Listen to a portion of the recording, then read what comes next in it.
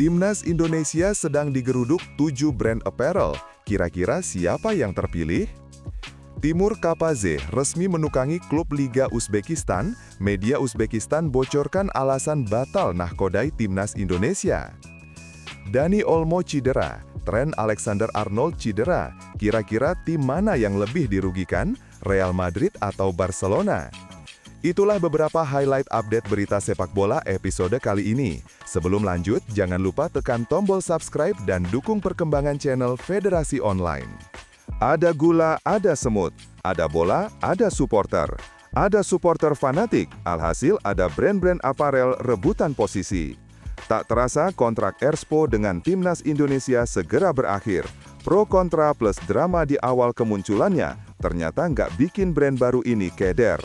Wah, patut dicontoh juga kegigihannya. Kita bisa borong baiknya, buang buruknya. Tapi sayang, gigih doang nggak cukup di mata PSSI. Adanya inkonsistensi kualitas menjadikan PSSI harus mengundang 6 aparel lain untuk bersaing dengan Erspo. 6 aparel itu antara lain adalah 1.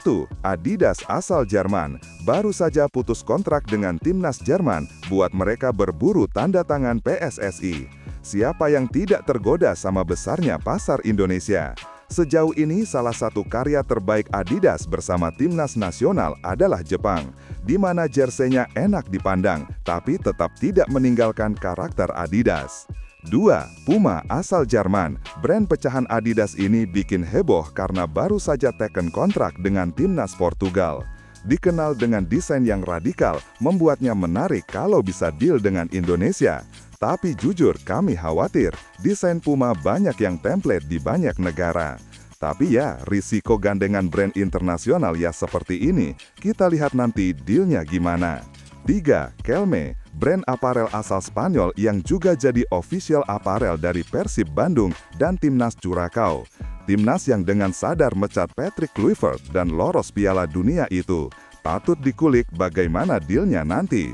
4. Warix, brand asal Thailand ini juga ikut berkompetisi mencicipi lezatnya kue Timnas Indonesia. Tapi, daripada dikasih ke Thailand, apa gak mending brand lokal saja ya? 5. Riors, bicara brand lokal, Riors bisa jadi bahan tambahan pengetahuan anggota Federasi Online semua nih. Kalau kita perhatian sama Liga Indonesia, Riors pernah menjadi official apparel dari PSIS Semarang, Borneo FC, Barito Putra, dan Kaya FC asal Filipina. Bicara pengalaman, kelihatan kalau Riors lumayan kuat di Liga dan pasar ASEAN. Pengalamannya cukup teruji ketimbang kisah kelahiran Erspo yang sedikit bikin terkaget-kaget para anggota Federasi Online semua. Dari tadi kok sebat-sebut anggota Federasi Online? Emang dia siapa sih? Jangan marah dulu, itu adalah cara kami menyapa subscriber channel Federasi Online. Makanya, buruan subscribe biar sah jadi anggota Federasi Online. Kemudian nomor 6 ada Masagi. Jujur, kami agak kesulitan mencari track record brand ini. Justru kami menemukan brand Masagi adalah penyedia lapangan mini soccer. Walaupun ada bau-bau sepak bolanya, tapi kami belum bisa nemu riwayatnya di dunia jersey. Mungkin para anggota Federasi Online bisa bantu kami di kolom komentar? Dari 6 plus Erspo tadi, kira-kira mana yang cocok? Kabarnya PSSI akan mengumumkan official apparel dalam bulan Desember ini. Semoga dapat yang paling ciamik ya. Mana desain yang bagus, rantai pasokan mumpuni, dan deal dana yang gede aja deh. Gimana menurut anggota Federasi Online? Habis bahas jersey Timnas, kita bahas salah satu kandidat pelatih Timnas yang akhirnya resmi melatih Nafbahor FK. Dengan itu artinya dia resmi menutup kemungkinan melatih Timnas Indonesia. Uniknya, media Uzbekistan menyebutkan bahwa Timur diminta PSSI untuk menangani timnas kelompok umur, padahal yang diinginkannya adalah timnas senior. Sabar Pak Timur, PSSI ngomong gitu buat menolak secara halus. Memang PSSI ini lagi kesengsem sama pelatih yang barat-barat. Tadi, kita bahas aparel Kelme, sekarang kita bahas negeri Matador dulu.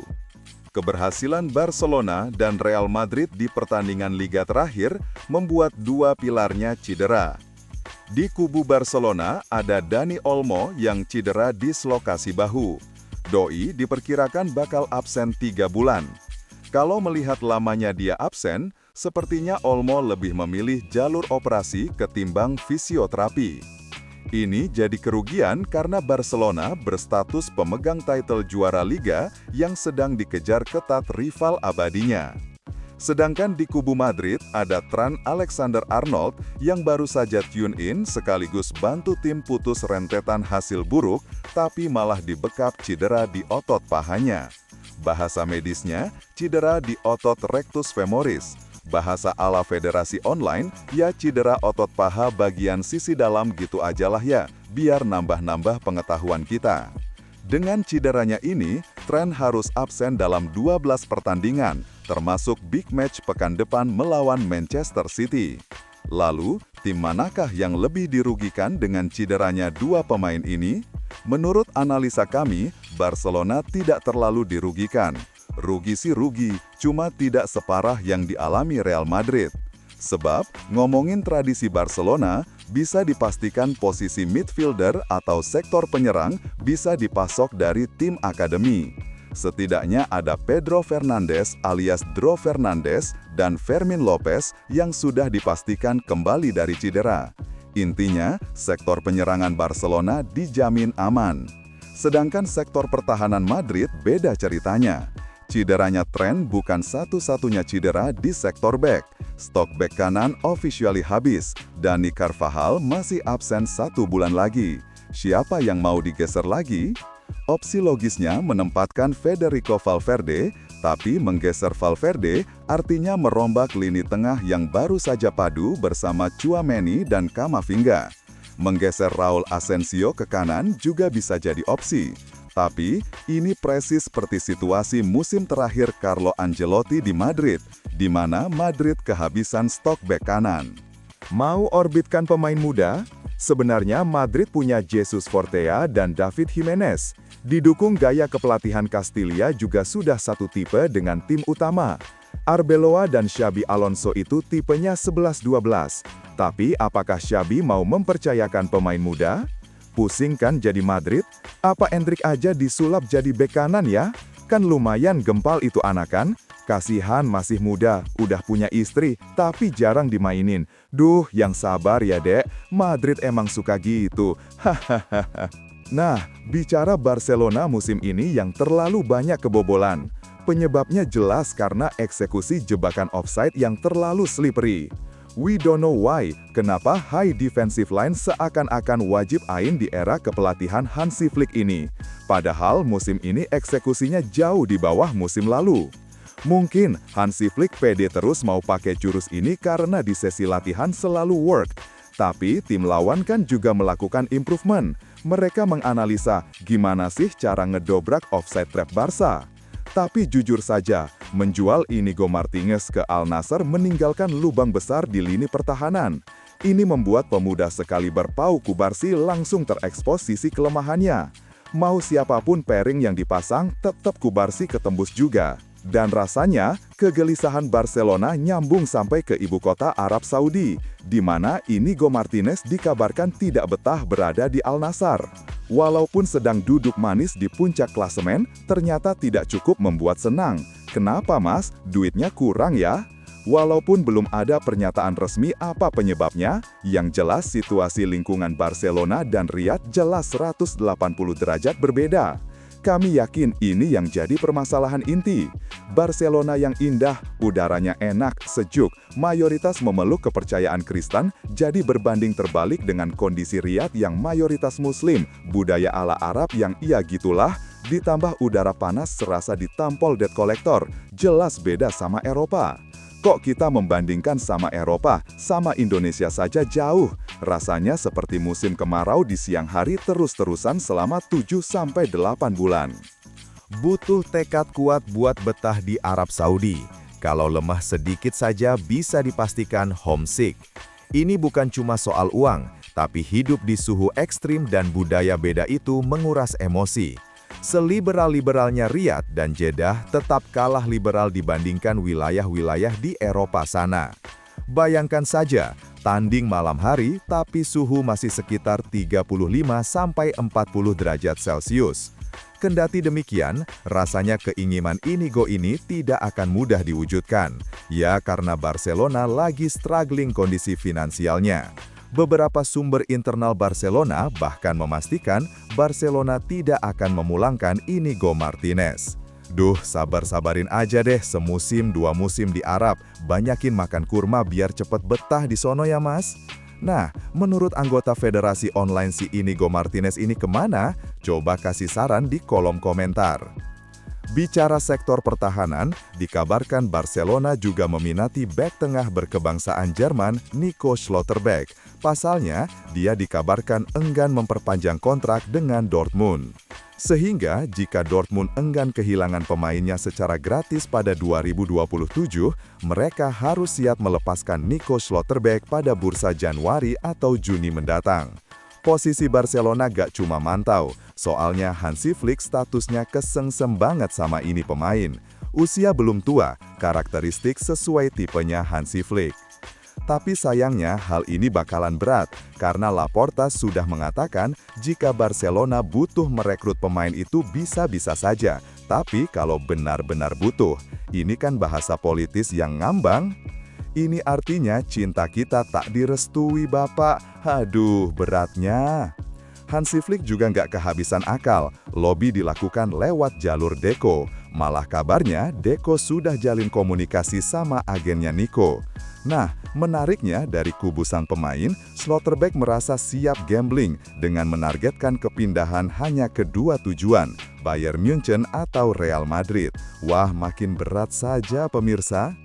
Menariknya, ini semua jelas saling terkait, yang mana Real Madrid jelas akan ditinggal 2 bek tengah senior, David Alaba dan Anto Rudiger. Walaupun update terakhir Anto Rudiger masih mikir-mikir, karena kualitasnya disukai Xabi Alonso. Jelas Real Madrid diwajibkan merekrut setidaknya 1 lagi bek tengah. Dan jelas untuk memandu bocil-bocil di lini belakang, Madrid lebih cenderung merekrut bek berusia matang. Skenarionya jelas, Rudiger perpanjangan 1 tahun ditambah rekrut Dayot Upamecano secara gratis dari Bayern Munchen. Baru, Nico Schlotterbeck akan mungkin bakal dibeli Bayern Munchen. Tapi jika Bayern Munchen maunya mode gratisan juga, mungkin mereka bisa menggoda sesama bek Prancis, yaitu Ibrahima Konate. Siapa tahu pengen balik ke Bundesliga kan? Dulu Leipzig, besok Bayern Munchen. Dari sini, Barcelonanya di mana? Barcelona ya nunggu, memang posisinya tidak fleksibel dikarenakan kesulitan finansial. Ujungnya pemain akademi lagi deh. Kalau menurut anggota Federasi Online gimana nih sektor bek Barcelona? Jika Hansi Flick berandai-andai soal Nico Schlotterbeck, itu masih ketinggian. Bahkan untuk mempermanenkan Marcus Rashford saja, mereka masih pikir-pikir lagi. Dari sumber internal Barcelona mengatakan bahwa kurangnya effort sang pemain dalam melakukan pressing ke lawan, plus gajinya yang selangit, membuat mereka enggan mengaktifkan pembelian Rashford di akhir musim nanti. Ya inilah penyakit bawaan Rashford dari Manchester, malas-malasan ngepres lawan. Tapi jujur saja, si Doi sebenarnya sudah jauh lebih giat pas pindah ke Barcelona. Cuma ya begitulah, standar yang dipasang Barcelona ternyata belum bisa dipenuhi oleh Marcus Rashford. Ini terlihat sekali saat posisinya digantikan Rafinha yang pulih dari cedera, Barcelona kelihatan lebih Barcelona daripada kalau Rashford di sana. Ayolah Mas Marcus, masih Desember loh, perbaiki diri dikit biar Babe Laporta kesengsam. Masih ada beberapa bulan lagi, yuk bisa yuk. Daripada Mas Marcus di Barcelona, apa mendingan balik ke EPL ya? Soalnya Anfield udah gak serem lagi. Hasil imbang 1-1 di kandang seakan-akan membuka tabir bahwa Anfield tidak sesusah dulu. Ada cara jitu ngejebol lini tengah dan belakang Liverpool. Pelatih Sunderland aja sampai terheran-heran, kok bisa pemainnya main dengan nyaman waktu menyerang. Nyaris semua pemain Liverpool pas Sunderland counter-attack tidak ada yang ngepres dengan serius. Ada apa dengan Liverpool? Kalau buat nyerang oke lah, tapi saat transisi negatif mereka seperti kebingungan harus ngapain dan siapa yang harus bertugas. Berbeda banget dengan musim lalu, apalagi di zaman Jurgen Klopp yang terkenal dengan pressing ekstrimnya. Beredar kabar internal Liverpool sudah tidak menaruh kepercayaan sepenuhnya kepada Arne Slot. Bahkan, pemain pun rasanya tidak mau berjuang sekeras musim lalu. Gakpo, Mo Salah, semua seperti pengen bersinar sendiri-sendiri. Menariknya, beredar nama Oliver Glasner yang dipersiapkan untuk menggantikan posisi Arne Slot. Wah, siapa coba yang tidak tahu Oliver Glasner? Menariknya, Glasner ini yang menaklukkan Giovanni van Bronckhorst di final Europa League. Saat itu, Glasner mengalahkan Ranger yang dinahkondai van Bronckhorst. Dia terkenal dengan gaya permainan yang disiplin dalam pertahanan dan penyerangan vertikal yang mematikan. Intinya, bagaimana kiprahnya di Frankfurt dan Crystal Palace adalah bukti bahwa dia layak dipertimbangkan sebagai pengganti Arne Slot. Menurut para anggota federasi, gimana nih? Sudah waktunya ganti pelatih belum si Liverpool? Biar nanti asistennya ke Indonesia. Gimana? Dan itulah informasi terakhir di episode 1 UBS alias Update Berita Sepak Bola dari Federasi Online. Terima kasih banget yang sudah nyimak dan mau subscribe. Sampai ketemu besok karena kita bakal ada video setiap hari. Terima kasih, Federasi Online undur diri. Have a nice day.